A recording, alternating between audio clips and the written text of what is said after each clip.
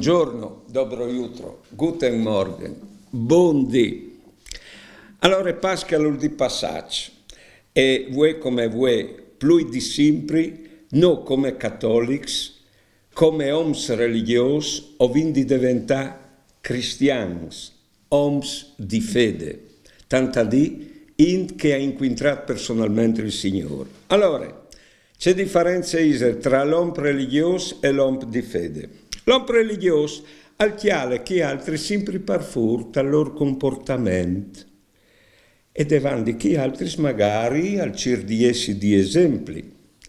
L'uomo di fede si preoccupa di scoviargi e conosci c'è caletta al so profondo e tal profondo di chi altri. L'uomo religioso al parte se stesso a comportarsi secondo le regole, con il rischio anche di essere fariseo.